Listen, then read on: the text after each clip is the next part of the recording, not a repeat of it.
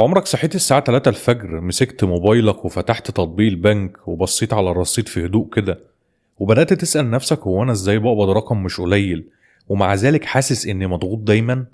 يمكن تسمع إن صاحبك اشترى شقة، ويمكن واحد زميلك سافر بره، يمكن حد قريب منك بدأ مشروع واستثمار جديد، وإنت حاسس إنك لسه بتحاول تظبط نفسك.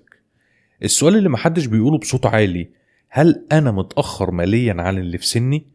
إحساس المقارنة ده منتشر جدا. تقعد في قعدة تسمع حد بيتكلم عن شغله الجديد، وحد تاني بيقول إنه خلص قسط عربيته، وإنت من جواك بتقول: هو أنا الوحيد اللي لسه بحاول أوازن بين المرتب والمصاريف؟ المشكلة إننا بنقارن نفسنا بصورة ناقصة، بنقارن نفسنا بالواجهة بس. محدش بيحكي عن حجم الاقساط اللي عليه، ومحدش بيقول إنه عايش على الكريدت كارد، ومحدش بيقول إنه حاسس بالضغط كل شهر. احنا اتربينا على صورة ذهنية معينة عن سن ال30، ان ده سن الاستقرار، سن انك تكون اشتريت حاجة كبيرة، سن انك بقيت راجل مسؤول ماديا. لكن الحقيقة ان مفيش حد قال لنا الطبيعي شكله ايه فعلا. كم واحد عنده 30 سنة معاه مدخرات كبيرة؟ وكم واحد مرتاح من غير ديون؟ طيب كم واحد فعلا مش مضغوط؟ اغلبنا طبعا ما يعرفش. احنا بنعيش وسط توقعات كبيرة وارقام مش واضحة. انا شريف ودي قناة شريف يستثمر، وفي الفيديو ده هنحط الارقام على الترابيزة، هنبص على الواقع الحقيقي للشخص العادي في سن ال30 في عالمنا العربي، من غير اي تجميل ومن غير تهويل.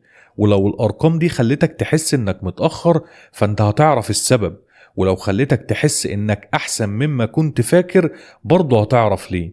بس اهم حاجة، هتخرج من الفيديو ده وانت فاهم انت واقف فين فعلا، مش بناء على بوستات على الفيسبوك ولا على كلام في قعدة، لكن بناء على صورة كاملة وواضحة. خلينا نبدأ نفكك الصورة دي واحدة واحدة. أول حاجة هنتكلم فيها وهي ديون البدايات في العالم العربي، زي قروض الجواز والسفر وتجهيز شكل الحياة عموما. خلينا ندخل في أول حجر تقيل فعلا على كتف أي حد عنده 30 سنة في عالمنا العربي. مش ديون تعليم زي بره، لكن ديون بداية الحياة. كتير جدا من الشباب بيدخل سن ال30 وهو شايل قرض جواز، قرض تشطيب شقة، قسط شبكة، أو حتى دين علشان يعمل فرح يليق بيه قدام الناس. وفي ناس تانية استلفت علشان تسافر، علشان تجرب فرصة بره، أو علشان تبدأ حياة جديدة وما ترجعش لنقطة الصفر.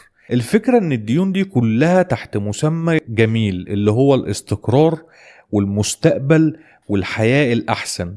بس الواقع إنك ممكن تبدأ حياتك الزوجية أو المهنية وإنت أصلا مديون. تخيل إنك لسه بتبدأ ولسه بتبني، ومع أول مرتب بعد الجواز أو بعد السفر جزء كبير منه بيروح اقساط، قسط شخصي، قسط أجهزة جديدة، أو قسط عربية، يمكن قسط جمعية دخلت فيها علشان تسدد التزاماتك. الموضوع مش إنك غلط، الموضوع إن الثقافة نفسها بقت تضغط عليك إنك تبدأ كبير. شقة متشطبة بالكامل، وأجهزة كاملة، فرح كبير، ولازم يكون مظهرك يليق قدام الناس.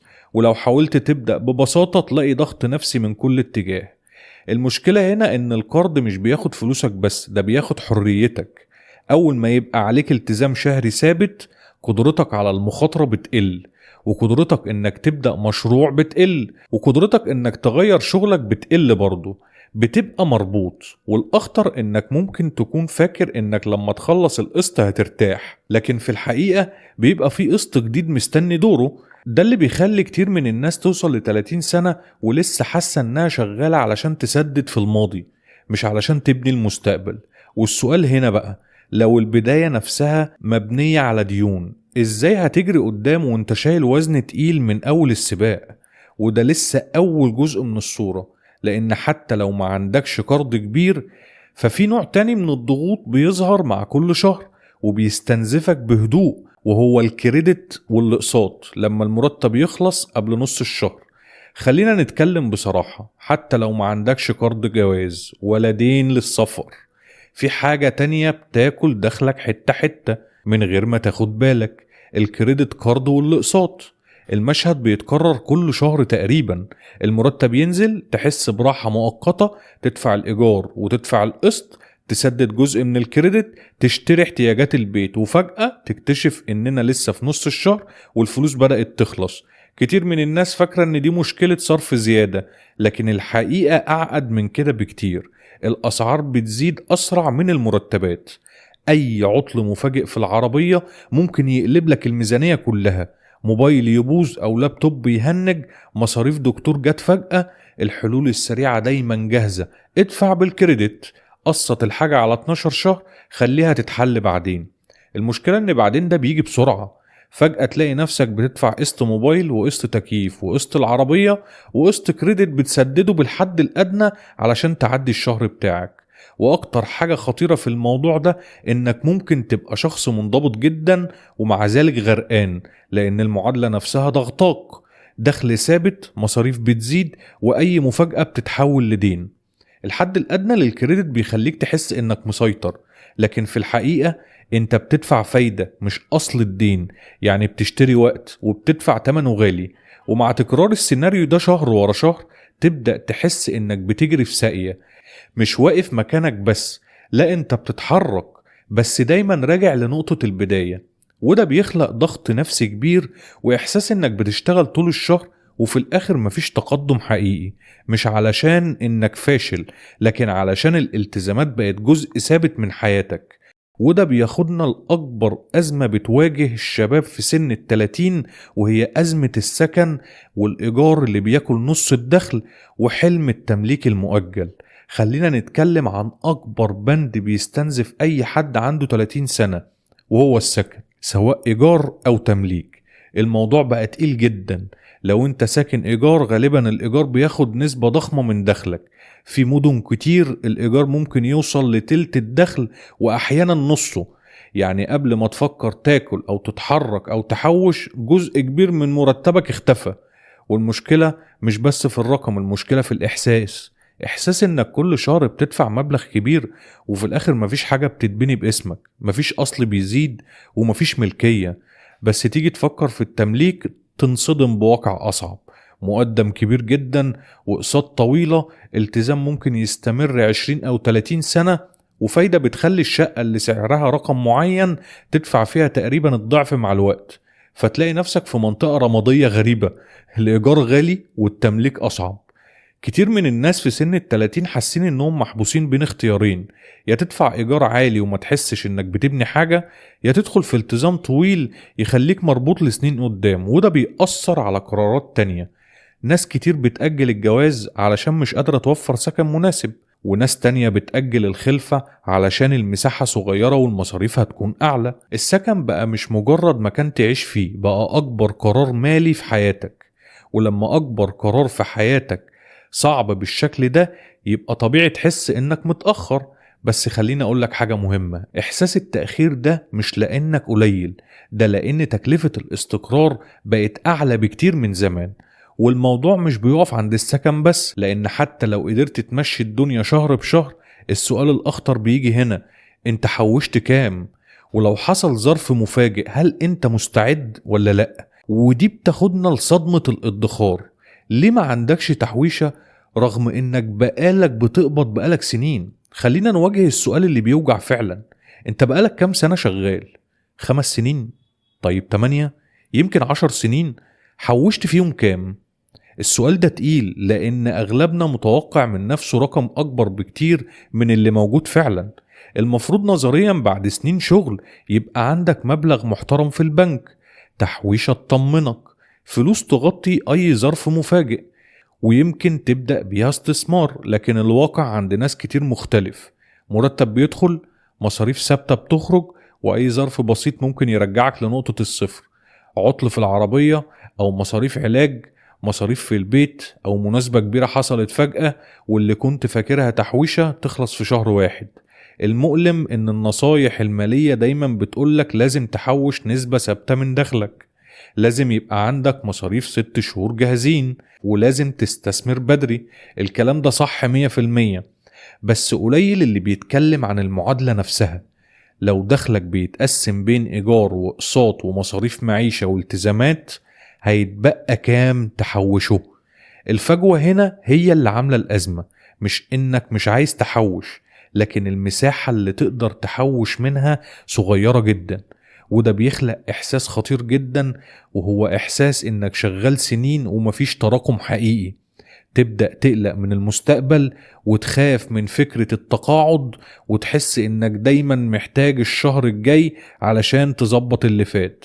بس خليني أقولك حاجة مهمة قبل ما نكمل: إنك تكتشف إن ما عندكش تحويشة كفاية أحسن بكتير من إنك تفضل متخيل إن كل حاجة تمام. الوعي مش إحباط، الوعي هو بداية حركة جديدة. لأن طول ما أنت فاكر إن المشكلة فيك هتفضل زعلان، لكن لما تفهم الصورة كاملة تبدأ تسأل السؤال الصح: طيب أعمل إيه بقى؟ وهنا بقى الجزء اللي أغلب الناس بتستناه. مش هنتكلم عن الأزمات، لكن إزاي تكسر الدايرة دي، ودي مش نهاية الطريق. إزاي تبني دخل تاني وتكسر اللعبة في عصر سريع ومتغير زي اللي احنا عايشين فيه.